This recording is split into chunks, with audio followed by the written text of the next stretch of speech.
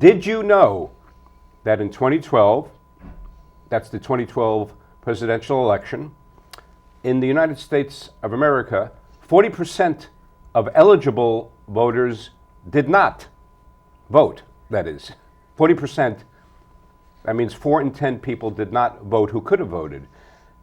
Now let's compare that to Australia, where 4%, not 40%, only 4% did not vote in Australia.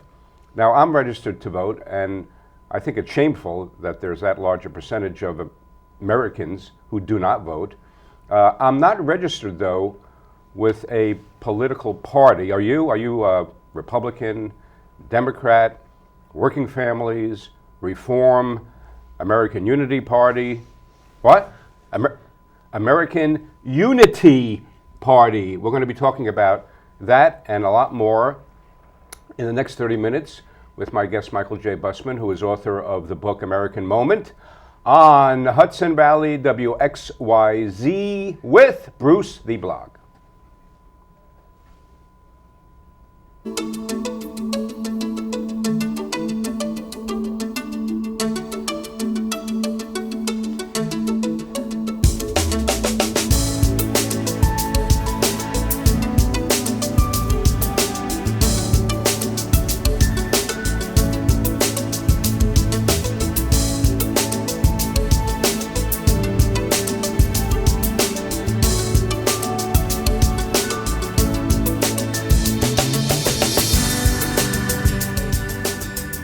I'm Bruce Apar, also known as Bruce the Blog, and Hudson Valley WXYZ with Bruce the Blog is brought to you by Chase Media Group, home of the Penny Saver and of Chase Press. And we thank the CEO, Carla Chase, and the Chief Strategy Officer, Frank J. Rich, for producing the show and bringing it to you on cable. And you could also watch all of the episodes on YouTube by searching for Hudson Valley WXYZ or searching for Town Link TV. And if you're new to the show, it's a weekly TV program that brings you unique people making valuable contributions to our quality of life. And we also like to explore ideas and topics and issues that are important and affect all of us who live here. And that certainly applies to the show right now with my guest, my friend Michael Busman. Mike, welcome. Thanks very much, Bruce. And let's first talk about what I was sort of teasing the audience with at the beginning, the American Unity Party, which is something you came up with, right? It's a coinage. Right.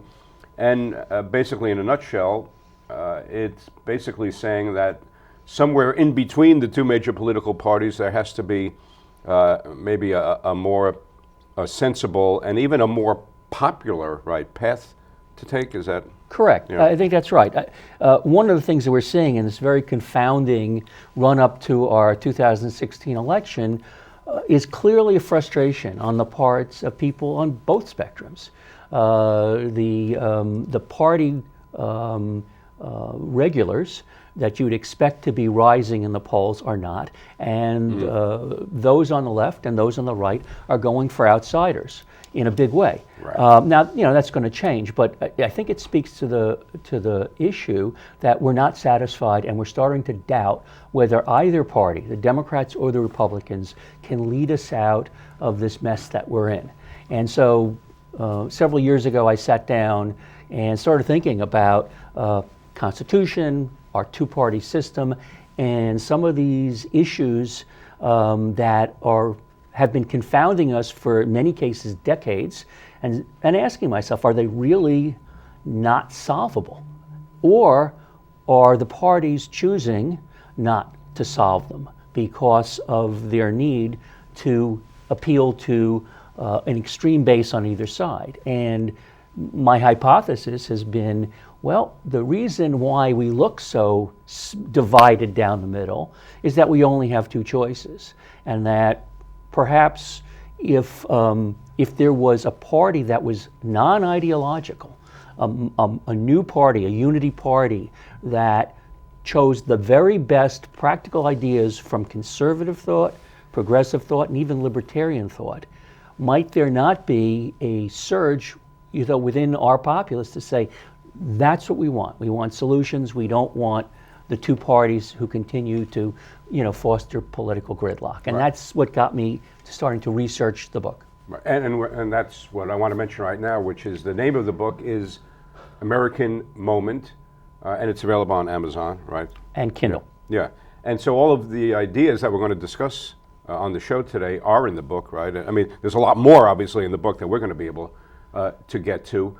But I mentioned at the beginning that I'm not registered with a political party. I don't know, are you? Or I'm not. Yeah. And I don't have the statistics right in front of me this moment, but I do know from what I read and hear that the percentage of voters who choose not to be registered continues to increase, right? Right. More and more people are saying, I am not going to register with any political party. Right. So I would think that basically tends to support implicitly your notion and your premise that people are not satisfied with the status of the two major parties, certainly. Right. Yeah. And so the thing about it, Mike, is so you're talking about an American Unity Party, which I think the name is very descriptive and in itself sort of neutral. But is it really the answer in terms of are you thinking of an organized party or is it the absence of a party that we're talking about, right? Well, there is no American Unity Party. Right, I know.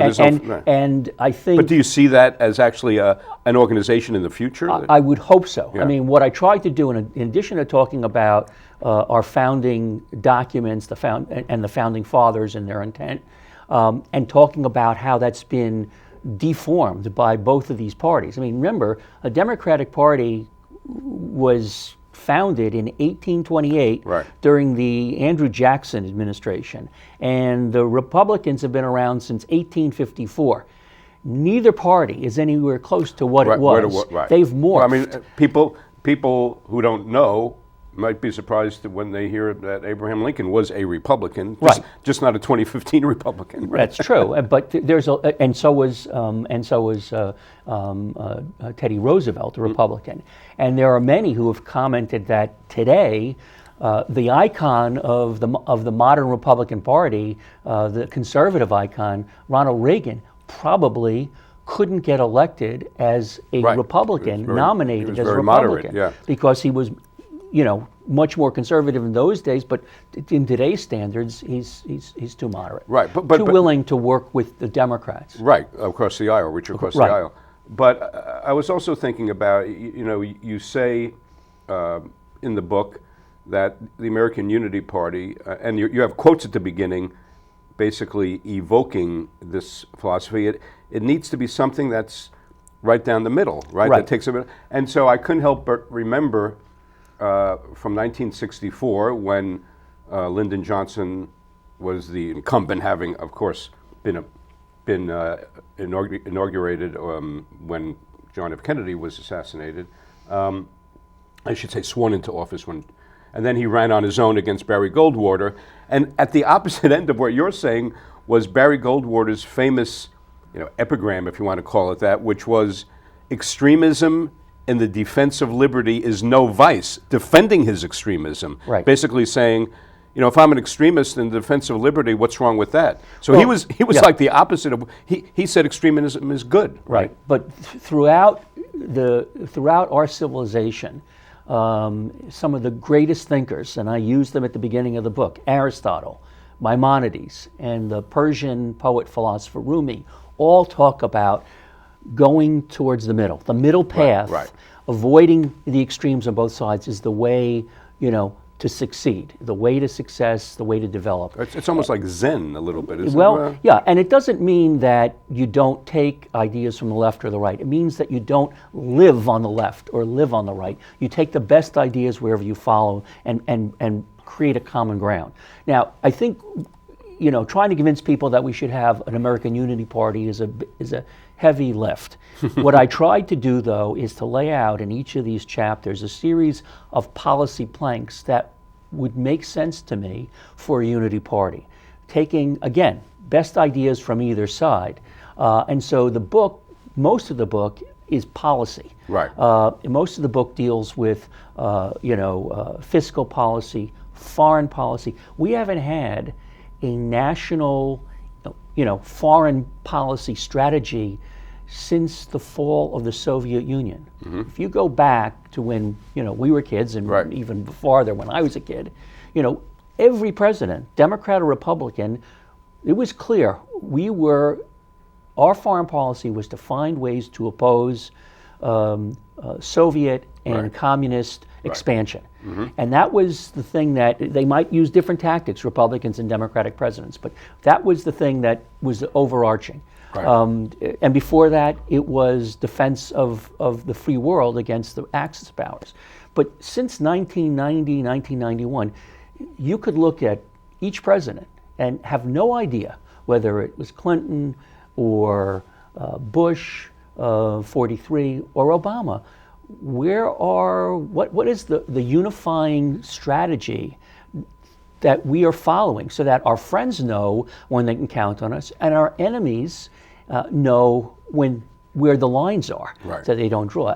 And so, again, I'm not an expert in foreign policy, but I started in one of the chapters to lay out some broad strategic vision that says we wouldn't be changing every 4 years. This is something that could unify us over the next 30 or 40 years. Right. I tried to do that throughout the book, whether it's fiscal policy, defense policy, First Amendment, Second Amendment, some of the issues that have really damaged our democracy and deformed it. We really need 3 constitutional amendments that can put it back in so that no party in the future or two-party system can collude to deny us the rights that are guaranteed under the Constitution. Right. And I want to talk about those 3 amendments that you've proposed. But before we do that, going back to what I said in the opening, that in the last presidential election, 2012, 40% of Americans, eligible voters in America, did not vote, compared to 4% who did not vote in Australia.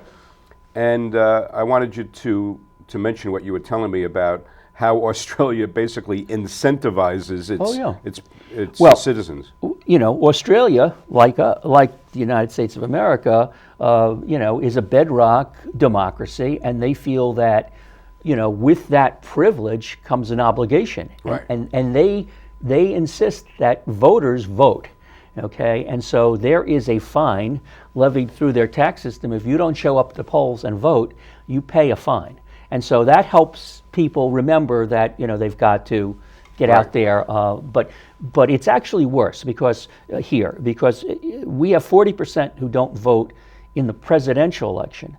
In the off-year elections, we have 60% who don't vote, which means that the parties that whether they win the House or the Senate and claim victory and a mandate, their mandate is a fragment of 40%. Right. So maybe Right. it's 23%, right. And they're claiming that as a mandate. That's not democracy at work. Right. Well, and in local elections, which we just went through, you could have maybe 25 or 30% of people who vote, meaning 65 or 70% don't vote Right. on a local Right. level. And so let's talk, Mike, about the 3 amendments, constitutional amendments that you think are, I would say, more than advisable. You think they're necessary. I think they're critical Yeah. for us to take the deforming that has taken place in our political system. The reason why people don't vote, the reason why people have lost their belief in our system in many cases and say it doesn't matter, they're all the same, they're all liars, is things that were put into our Constitution. It was an experiment. Our founding fathers knew they weren't going to get it all right. That's Right, why right. they built in the capability of amending the Constitution. They didn't want it too simple because they didn't want each administration to come in and yin-yang the nation. Right. But they wanted a high bar, but they wanted it possible, and that was their tacit agreement that we're not going to get this all right. We may Right. not get it all right immediately, and 100, 200 years from now, things will have changed we have to have an ability. Right. Well, one of the things that they had to put into the Constitution was the Electoral College. Why? Because the slave states would not have signed on to the Constitution if two things didn't happen. They knew that they would never win the House and they would never win a presidency because the population, the white male population, which was all that counted back then, Right. in the slave states was much less than in the non-slave states. Right. So Madison hammered out the 3/5 compromise, which said, okay, in all the slave states, male slaves would be counted as 3/5 of a person. Right. So that was like putting the thumb on the scale, raised the population in the slave states so that their representation in the House was extended up, you know. Well, that didn't if you had a direct election of the president, that wouldn't have worked because, you know, you'd never get a Southerner elected president. So they decided to do this Electoral College, and each state had the same number of votes in the Electoral College as they had in the House and Senate. Right. So that extra weight that was given to the slave states was able to pass into. Right, it's representational. So yeah. so okay, if you are a, Even though the slaves couldn't vote. no, but I know, they counted. couldn't vote, right? but they counted them. So why is the Electoral College a problem today? Well, first of all, it's no longer needed because everyone has the right to vote. Right. So the population in and of itself doesn't do it. The Electoral College basically mirrors the distortion that's taken place in the House through gerrymandering, Second Amendment. But so the problem is if you're going to vote in a presidential election and you're a Democratic-leaning voter in Oklahoma, why bother? Right. Because the majority is going to vote Republican, and all the electoral electors votes, right. will go there. Right. So you're not, your vote isn't really even going to count. Yes, it'll count in the popular, but as we've seen in 2000, the popular vote doesn't really matter for president. It's the number of electors in the Electoral College. Right. So, and the same thing is true. If you're a rock rib Republican in New York, why vote for president? Your vote isn't going to count towards the Electoral College thing. So, Right. so that suppresses the vote in one way. The direct vote. The yeah. direct vote. The second. So your proposed amendment there is to abolish the Electoral College. Abolish right? the Electoral College and basically vote. Have the direct vote up to the presidency. Like one person, that's one right. vote. Exactly. Right. Now, the other distortion in our system is called gerrymandering, and that's something that predates our Constitution. The name comes from a representative in the colony of Massachusetts whose name was Jerry, and he figured, well, if I make this crazy Border, shape, right. I can get, I can pretty much assure myself getting reelected. Now, And we should explain to people, because they may have heard the term, and it's it's both a memorable and a cryptic term at the same time. But it's like you're saying, what it means is that they purposely draw lines geographically to include in their district as many of the supporters as they can muster. They use right? demographics, Right. and they either pack or crack the district by distorting it and making it crazy shapes. Where they know the people are like-minded or they Right. agree with their policies. Right. It all happens, and every 10 years under the Constitution we have a census, and based on the census we reapportion number of representatives in the House of Representatives to each state, and then it's the state legislatures which redraw the districts. So I was going to ask, who's responsible? The states do. Now, the founders were a little worried about this because they knew that there could be distortions based on party affiliations. So they, in one of I think it's the third article of the Constitution, they said the Congress could throw out any state's redistricting plan for any reason and redistrict it themselves at the federal level. But they never really figured that the two-party system would get so strong that they would tacitly agree, don't ever do that, okay? So that's something the two parties do agree, right? Each one agrees, okay, you want Texas, you want New York, we're not going to mess with your districting plans. Right. And so abolishing gerrymandering, and that is very simple to do. There is software out there that's existing now, that is used by states to help them redistrict, that brings in all the demographic data. I talked to one of the professors who is behind this software, and I said, could you take all the demographic data out and just use population distribution within the state? And he said, sure. You could literally have this software in every state of the union, gridding up the state so that each district had the right number of people, but without taking into consideration where Latinos were, where where socioeconomic and age and all that other stuff, so that it would be a fair redistricting, not one where either the Democrats, if they control the state, or the Republicans, if they control the state, put their finger on the scale to make sure that under no circumstances would their party ever lose. And we saw that in 2012. I don't have the numbers at me, but they're in the book. They're actually in my blog.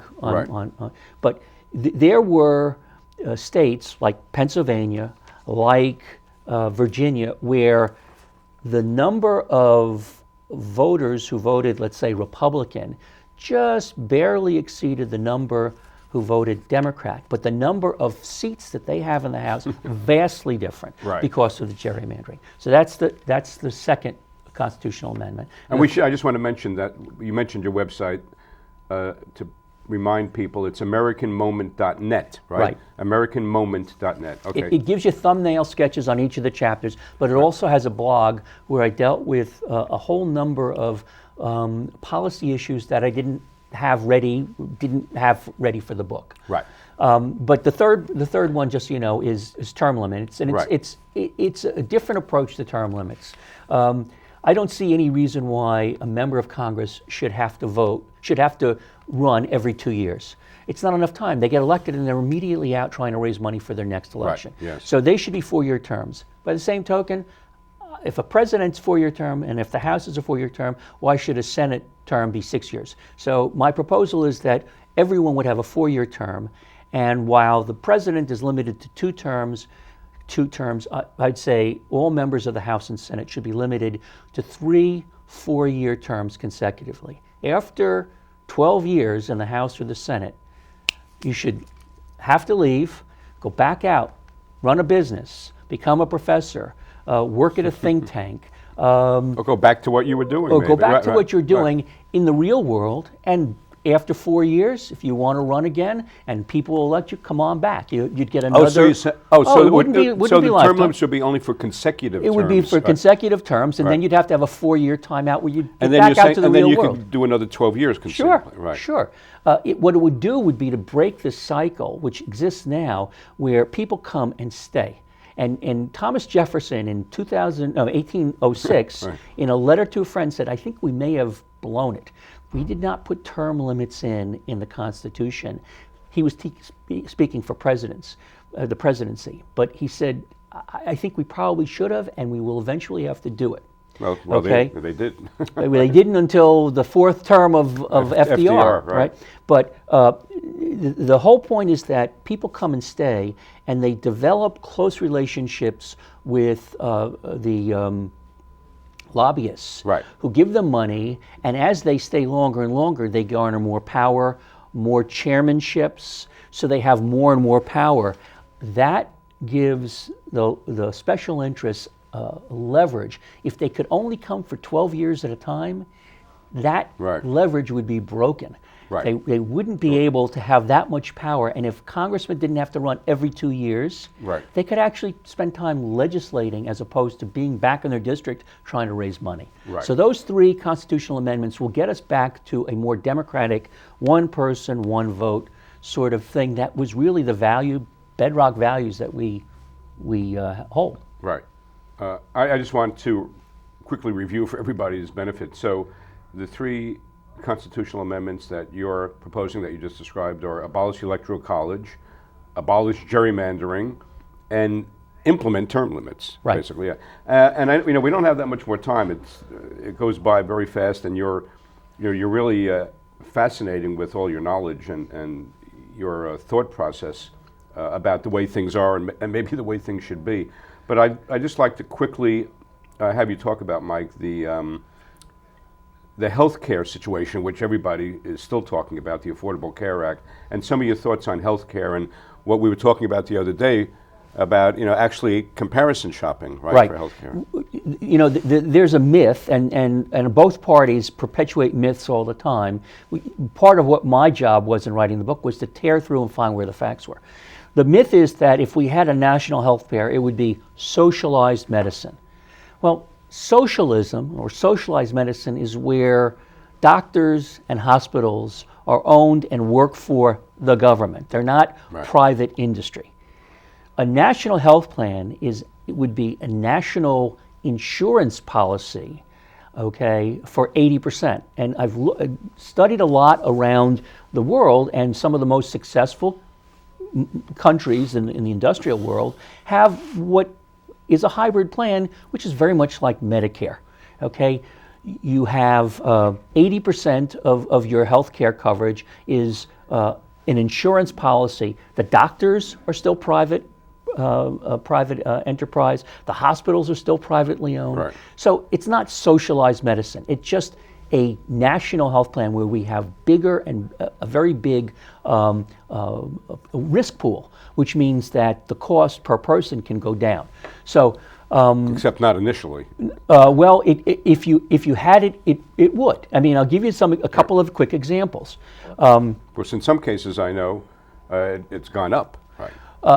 In small places, I mean, if you're a 25-year-old and you had a very substandard policy that you were paying a small amount for, there are now standards. I mean, there are a lot of people who had health insurance that they paid very little for, but they didn't realize that if they got really sick, their coverage was minimal. Right. Okay. So now there's a minimum standard across the country. So it was inadequate coverage. Inadequate coverage, but they didn't know it. Right. But I think a national plan would allow people, and the one that I talk about in this book, would actually allow comparison shopping. You could, if your doctor said you need a hip replacement, you could look at side by side on a website the 3 or 4 hospitals closest to you to see what is the cost, what is the markup for every single item, what are the outcomes like, in other words, what's the complication rate by this doctor, this one, or this one. And you could actually do comparison shopping. Right now, if your doctor says you need a hip replacement and here's where I do it, that's where you're going. The fact that it may cost $15,000 more there, you don't think about it, you don't know about it, and you don't care, but your insurance policy, if you're covered by insurance, is going to pay that additional amount, which makes it much more costly. We have the most costly healthcare system in the world, more than double France, Germany. That's what our annual costs are. Are you saying that before the Affordable Care Act or since it? Well, no, before it. Right. Before it. Now, we know that over since the last 5 or 6 years, the costs have continued to rise, but the rate of rise has been starting to flatten out. Yeah, right. Okay, right. but there are solutions, and I have in the book to our issue of an underfunded Medicare and underfunded Social Security. Right. These were designed 50 and 80 years ago. There are design changes that we could make to be able to keep those promises that we've made and afford them. Right. But no one's talking about it. Right. All right, so we do have to wrap up. I want to remind everybody, the name of the book is American Moment. You could find it online on Amazon by Michael J. Busman. And just as sort of a coda to what I was saying about Barry Goldwater before, because it does tie back into your whole position about going down the middle, is his extremism position, which, by the way, was a lot less extreme then than extremism is now on both ends. I'm talking about on both ends of the ideological spectrum. But Barry Goldwater's extremism campaign didn't play too well nationally when he was running for president, because when Lyndon Baines Johnson was elected, it was, I think, if not the largest, it was one of the largest margins in presidential history. It was a landslide. But I think probably the largest landslide. Probably. Reagan had and Nixon had, and so, whatever you want to make of that, be that as it may. And again, I want to thank Mike Busman, my guest, and thank you for watching Hudson Valley WXYZ with Bruce the Blog. And remember, when Bruce the Blog listens, people talk. Thank you.